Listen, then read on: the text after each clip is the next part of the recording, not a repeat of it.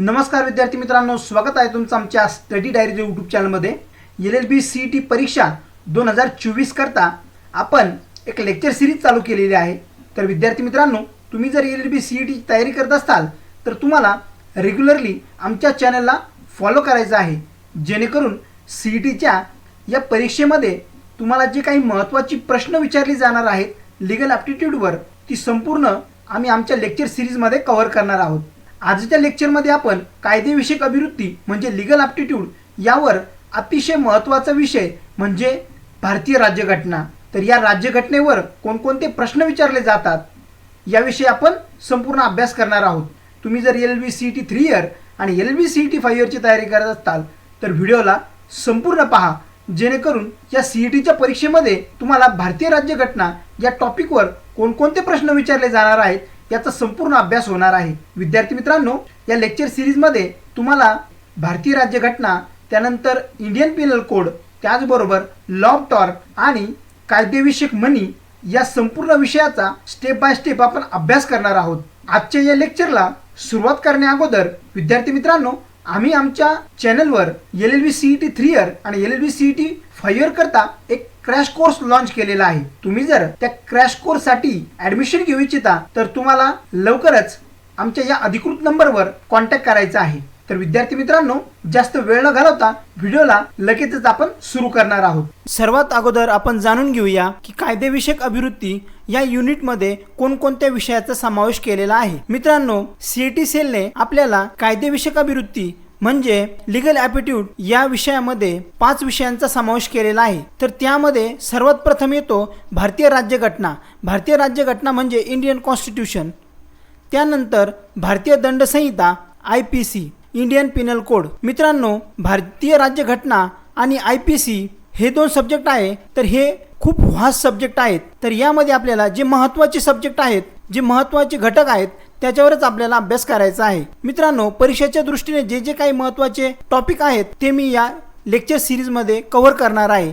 मित्रांनो, तुम्हाला संपूर्ण माझे व्हिडिओ सिरीज बघायची आहे आणि त्याप्रमाणे अभ्यास करायचा आहे। मित्रांनो, पुढचा आपला जो कायदेविषयक अभिवृत्ती यामध्ये समावेश विषय आहे तो भारतीय संविधान अधिनियम म्हणजेच इंडियन कॉन्ट्रॅक्ट ॲक्ट। त्यानंतरचा जो विषय आहे नुकसानीचा कायदा व ग्राहक संरक्षण कायदा, त्यालाच इंग्रजीमध्ये लॉ ऑफ टॉर्ट्स असे म्हणतात। त्यानंतर 5वा जो विषय आहे त्यामध्ये कायदेविषयक मनी, यालाच लीगल मॅक्झिम्स असे म्हणतात। ही लॅटिन संज्ञा आहे। याप्रमाणे मित्रांनो, आपल्याला 5 विषयांचा लीगल ॲप्टिट्यूड या घटकामध्ये या युनिटमध्ये आपल्याला अभ्यास करायचा आहे। तर आता आपण आपल्या व्हिडिओला सुरुवात करूया।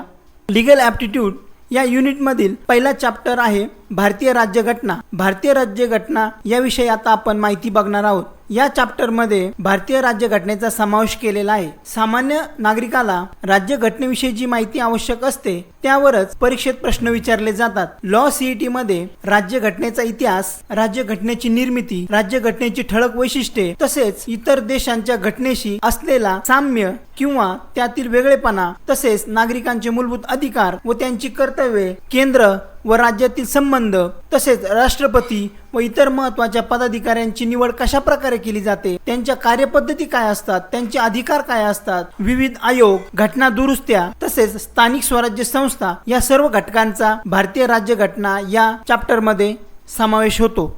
चला तर मित्रांनो, राज्यघटना या प्रकरणातील पुढील घटकांचा आता आपण अभ्यास करूया। राज्यघटना या चॅप्टरमध्ये एकूण 14 घटक दिलेले आहेत। तर त्यामध्ये पहिला घटक आहे राज्यघटनेची वैशिष्ट्ये, घटनेची उद्देशपत्रिका, मूलभूत अधिकार आणि कर्तव्ये, राज्यनीतीची मार्गदर्शक तत्वे, राज्यसभा व लोकसभा, राष्ट्रपती व उपराष्ट्रपती, केंद्रीय मंत्रिमंडळ, त्यानंतर केंद्र व राज्य संबंध, भारतीय न्यायव्यवस्था, आणीबाणी, लोकसेवा आयोग, नियंत्रणाची उपकरणे, घटना दुरुस्ती आणि स्थानिक स्वराज्य संस्था। त्यानंतर आपण सरावासाठी वस्तुनिष्ठ प्रश्नांचा अभ्यास करणार आहोत। मित्रांनो, प्रत्येक लेक्चरमध्ये चॅप्टर आणि त्यावर आधारित वस्तुनिष्ठ प्रश्नांचा आता आपण सराव करणार आहोत।